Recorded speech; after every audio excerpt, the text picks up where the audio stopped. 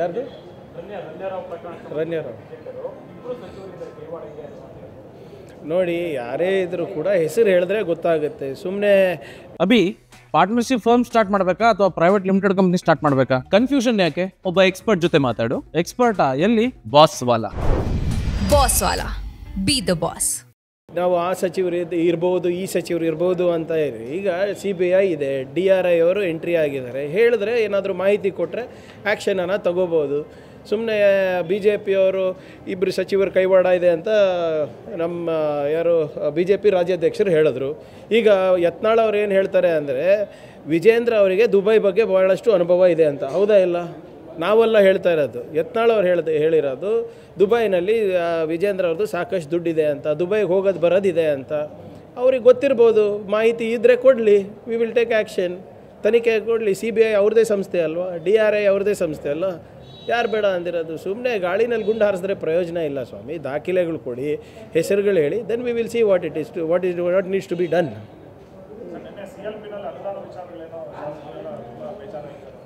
ನೋಡಿ, ಅನುದಾನ ಎಷ್ಟು ಕೊಟ್ಟರು ಕಮ್ಮಿನೇ.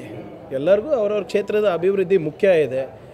ಈಗ ನಾವು ಮಂತ್ರಿಗಳಾಗು ಅಭಿ ಪಾರ್ಟ್ನರ್ಶಿಪ್ ಫರ್ಮ್ ಸ್ಟಾರ್ಟ್ ಮಾಡಬೇಕಾ ಅಥವಾ ಪ್ರೈವೇಟ್ ಲಿಮಿಟೆಡ್ ಕಂಪ್ನಿ ಸ್ಟಾರ್ಟ್ ಮಾಡಬೇಕಾ? ಕನ್ಫ್ಯೂಷನ್ ಯಾಕೆ? ಒಬ್ಬ ಎಕ್ಸ್ಪರ್ಟ್ ಜೊತೆ ಮಾತಾಡು. ಎಕ್ಸ್ಪರ್ಟಾ? ಎಲ್ಲಿ? ಬಾಸ್ ವಾಲಾ.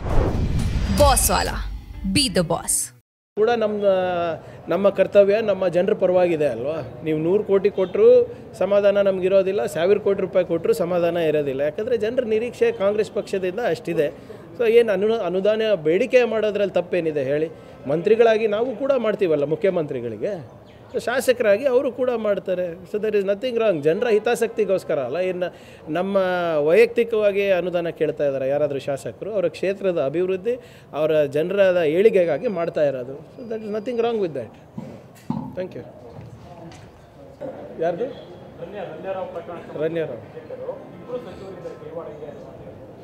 ನೋಡಿ, ಯಾರೇ ಇದ್ರೂ ಕೂಡ ಹೆಸರು ಹೇಳಿದ್ರೆ ಗೊತ್ತಾಗುತ್ತೆ. ಸುಮ್ಮನೆ ನಾವು ಆ ಸಚಿವರು ಇರ್ಬೋದು, ಈ ಸಚಿವರು ಇರ್ಬೋದು ಅಂತ ಇದೆ. ಈಗ CBI ಇದೆ, DRI ಅವರು ಎಂಟ್ರಿ ಆಗಿದ್ದಾರೆ. ಹೇಳಿದ್ರೆ ಏನಾದರೂ ಮಾಹಿತಿ ಕೊಟ್ಟರೆ ಆ್ಯಕ್ಷನನ್ನು ತಗೋಬೋದು.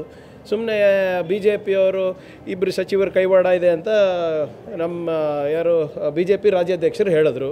ಈಗ ಯತ್ನಾಳ್ ಅವ್ರು ಏನು ಹೇಳ್ತಾರೆ ಅಂದರೆ, ವಿಜೇಂದ್ರ ಅವರಿಗೆ ದುಬೈ ಬಗ್ಗೆ ಭಾಳಷ್ಟು ಅನುಭವ ಇದೆ ಅಂತ. ಹೌದಾ ಇಲ್ಲ? ನಾವೆಲ್ಲ ಹೇಳ್ತಾ ಇರೋದು. ಯತ್ನಾಳ್ ಅವ್ರು ಹೇಳಿರೋದು ದುಬೈನಲ್ಲಿ ವಿಜೇಂದ್ರ ಅವ್ರದ್ದು ಸಾಕಷ್ಟು ದುಡ್ಡಿದೆ ಅಂತ, ದುಬೈಗೆ ಹೋಗೋದು ಬರೋದಿದೆ ಅಂತ. ಅವ್ರಿಗೆ ಗೊತ್ತಿರ್ಬೋದು, ಮಾಹಿತಿ ಇದ್ದರೆ ಕೊಡಲಿ, ವಿ ವಿಲ್ ಟೇಕ್ ಆ್ಯಕ್ಷನ್. ತನಿಖೆ ಕೊಡಲಿ. CBI ಅವ್ರದ್ದೇ ಸಂಸ್ಥೆ ಅಲ್ವಾ, DRI ಅವ್ರದ್ದೇ ಸಂಸ್ಥೆ ಅಲ್ಲ.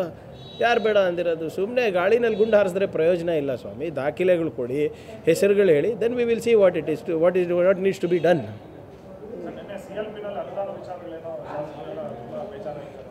ನೋಡಿ, ಅನುದಾನ ಎಷ್ಟು ಕೊಟ್ಟರು ಕಮ್ಮಿನೇ. ಎಲ್ಲರಿಗೂ ಅವ್ರವ್ರ ಕ್ಷೇತ್ರದ ಅಭಿವೃದ್ಧಿ ಮುಖ್ಯ ಇದೆ.